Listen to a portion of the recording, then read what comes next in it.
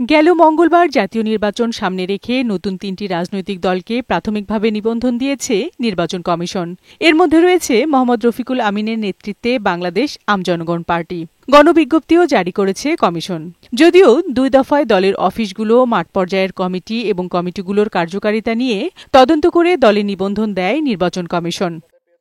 দলের আপত্তি জানাতে সময় বেঁধে দেয় কমিশন। এই সুযোগে আমজনগণ পার্টির নিবন্ধন বাতিলের জন্য উঠে পড়ে লেগেছে কিছু ব্যক্তি। এ বিষয়ে একটি অডিও কল রেকর্ড হাতে এসেছে বৈশাখী টেলিভিশনের কাছে।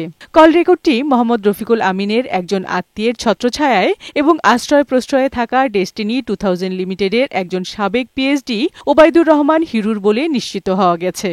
যে অডিওটা আমার সিইসি বাধ্য হবে বিষয়টা এইভাবে না, ওনারা আমলে নিতে পারেন, এটা পুনর্বিবেচনা করতে পারেন। আমাদের অভিযোগের কথা নির্বাচন কমিশনকে তুলে ধরবো, ওনারা যদি রাখে আমলে নেয় নিবে, না নিলে নাই, এটা থ্রেটের কিছু নেই।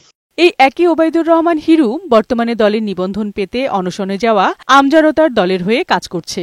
2013 সালে রফিকুল আমিন জেলে থাকার সময় তার জামিনের নামে অনেক বিনিয়োগকারীর কাছে থেকে টাকা সংগ্রহ করে আত্মসাৎ করেছে। একটি সূত্রে জানা যায়, বিগত আওয়ামী লীগ সরকারের নেতাদের সঙ্গেও সখ্যতা রয়েছে তার। রফিকুল আমিন ডেস্টিনি ক্ষমতার ব্যক্তিত্ব ছিলেন, এখন আইনগত জটিলতার কারণে উনি এখন নাই।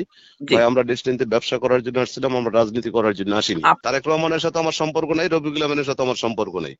অডিও কলে শোনা যায় আমজনতা দলের নেতাদের উদ্দেশ্যে বলতে যে রোববারের মধ্যে আমজনগণ পার্টির বিরুদ্ধে 500টি অভিযোগ জমা দিতে। 12 তারিখের মধ্যে আমাদের কিছু অভিযোগ চিঠি আকারে যেগুলো আমরা বিভিন্ন পেজে দিয়েছি।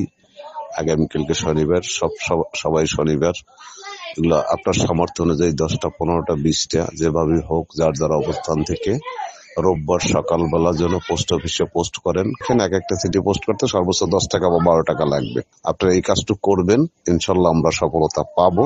প্রকাশিত রেকর্ডে এও শোনা যায়, অভিযোগ বেশি পেলে নিবন্ধন বাতিল করতে বাধ্য হবে নির্বাচন কমিশন। শপথ চিঠি যদি সবাই মিলে পাঠাইতে পারি নির্বাচন কমিশনে, তাহলে কিন্তু নিবন্ধন কিন্তু রফিকুল আমিনের যে আমজনগণ পার্টি আছে এটার নিবন্ধন বাতিল করতে কিন্তু নির্বাচন কমিশন বাধ্য হবে। বিউটি সমাদ্দার, বৈশাখী সংবাদ, ঢাকা।